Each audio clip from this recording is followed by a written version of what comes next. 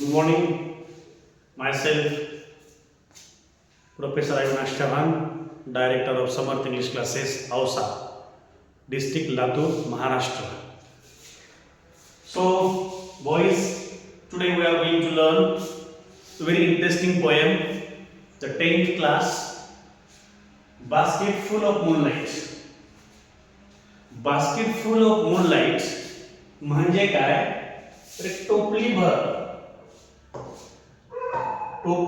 Chandraprakash.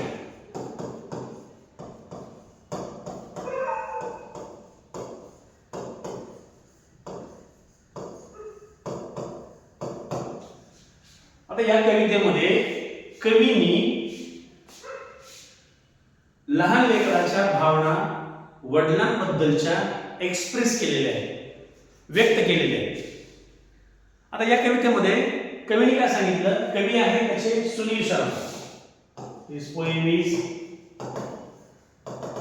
Written by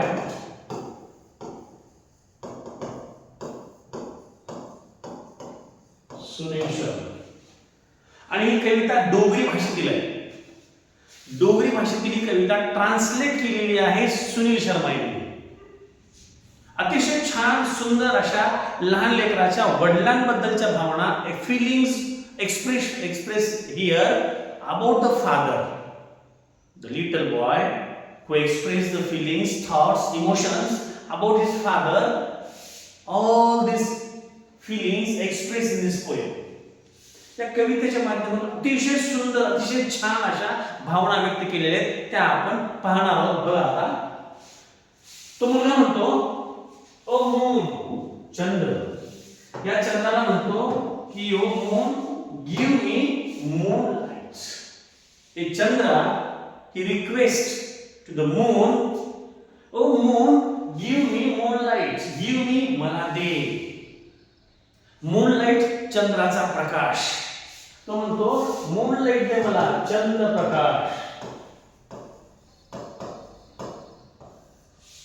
basket full or two basket फुल, एक टोपलं भरून दे किंवा दोन टोपलं भरून दे, मला तू काय कर, चंद्रप्रकाश दे.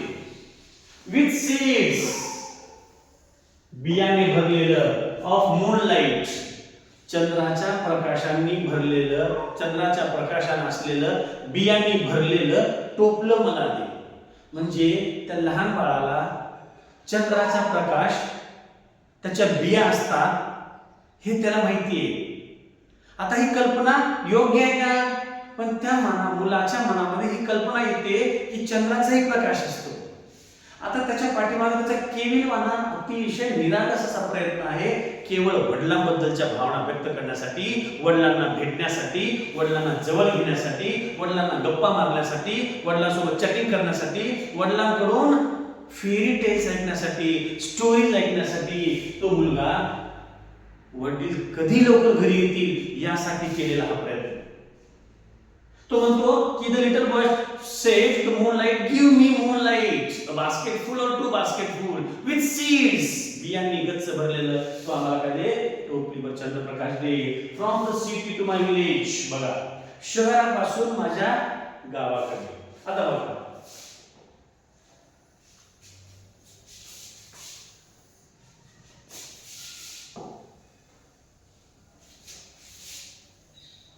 आता इथं आपण समजू विलेज आणि इथं सिटी. गावापासून शहराकडे येणारा जो रस्ता आहे, from the city to my village on the sides of path, हा पाथ आहे, हा मार्ग आहे. या रस्त्याच्या बाजूने मला काय करायचंय, त्या बिया पेरायच्या, म्हणजे प्रकाशाचे हे खांब मला लावायचे, जेणेकरून की या रस्त्यावरती काय होईल, प्रकाश पडेल. आणि हा जो प्रकाश आहे, या प्रकाशाच्या माध्यमातून बघा हे लाईटचे खांब आहे, हे सगळे लाईटचे खांब आहेत. मला ह्या बिया पेरायच्या, म्हणजे small small small seeds of light मला हे पेरायचे. आणि पेरत गेलो तर याच्यावरती, या रस्त्यावर काय होणार आहे, लाईट पडणार आहे, छोटी छोटी छोटी छोटी जे लाईट आहे ते लाईट पुन्हा पडणार आहे या रस्त्यावरती. On the from the city to my village on the sides of the path I want to sow many, पुष्कळ अशा छोट्या छोट्या बिया रस्त्याच्या बाजूने मला लावायच्या. आणि small small moons of light, छोटे छोटे चंद्रप्रकाश, चंद्रप्रकाश छोटे छोटे small small moons of light. The whole village goes to the city daily to work. The whole village, संपूर्ण गाव दररोज जातं कामाला शहराकडे, कारण त्या गावामध्ये सुविधा नाही, त्या गावामध्ये लाईट नाही, त्या गावामध्ये रस्ते नाही, त्या गावामध्ये अद्यावत व्यवस्था नाही, अद्यावत ज्या काही आधुनिक गोष्टी आहेत त्या अजिबात नाहीत. दळणवळणाची साधनं नाहीत, न बस नाही, गाडी नाही, बैलगाडी नाही, रेल्वे नाही, मोटरसायकल नाही, काहीच त्या ठिकाणी नाही. आणि त्याला दररोज गावातली माणसं शहराकडे कामाला जातात. Daily to work. It becomes dark on its way back. It becomes dark. ते म्हणतात की ज्या वेळेस माझे वडील काम करतात किंवा all the villagers came back after completing their work at night, at the evening time, when they are coming back, the path is way back, it is coming very dark. काळोखमय हा जो रस्ता आहे, हा रस्ता कसा आहे? अंधकारमय आहे. हा अंधकारमय हा रस्ता आहे.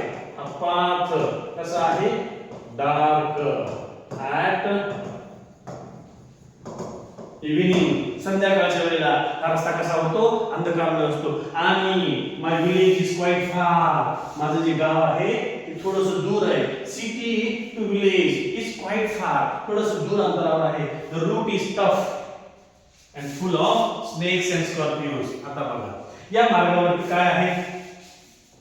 या मार्गावरती full of the route is tough. कशाने? snakes and scorpions. या रस्त्यावरती जेव्हा माझे वडील काम संपवून घरी परत येतात त्यावेळेस त्या रस्त्यावरती भरपूर असे साप आहेत, भरपूर असे विंचव आहेत. त्या सापांनी आणि विंचवांनी हा रस्ता माझा टफ आहे. त्या मुलाच्या वडिलांबद्दलच्या भावना समजून घ्या. त्या मुलाच्या वडिलांबद्दलच्या ज्या मनातील भावना आहेत, इच्छा आहेत आणि केविलवाना प्रयत्न समजून घ्या. काय व्हॉट इज द लव्ह? काय प्रेम असेल? वडिलांबद्दलचे जे प्रेम आहे त्या मुलाने एक्सप्रेस केलेलं आहे. वडिलांबद्दल तो सांगतोय की माझे वडील मला परत घरी लवकर पाहिजे. लवकर घरी येण्यासाठी मला काय करावं लागेल ते मी करेन. काय करायचंय? मला सूर्यप्रकाश चंद्रप्रकाश जो आहे, चंद्रप्रकाश मला पेरायचे, रस्त्याच्या दोन्ही बाजूनी मला लावायचे. हा रस्ता मला प्रकाशमान करायचा आहे. हा रस्ता मला काळोखमय असलेला प्रकाशमान करायचा आहे. या रस्त्यावरती असणारे स्नेक्स अँड स्कॉर्पिओन्स, जे विंचव आहेत, ते साप आहेत, हे प्रकाश झाल्यानंतर, उजेड झाल्यानंतर दूर होतील आणि माझे वडील लवकर घरी परत येतील. When my father returned home, neither bus nor car place. त्या रस्त्यावरती neither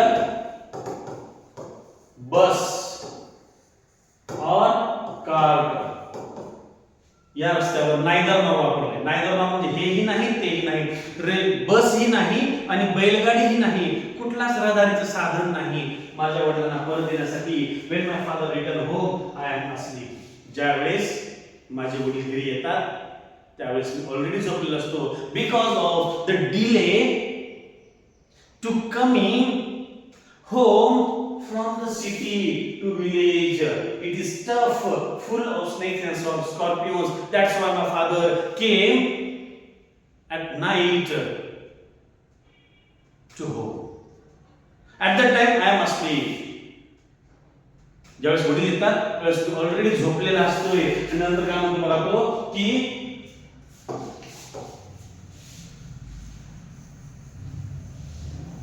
and he goes back early in the morning. दुसऱ्या दिवशी सकाळी ज्यावेळेस वडील उठतात आणि कामाला निघतात, अतिशय लवकर उठतात आणि कामाला निघतात, त्यावेळेस मी काय केलं असतो?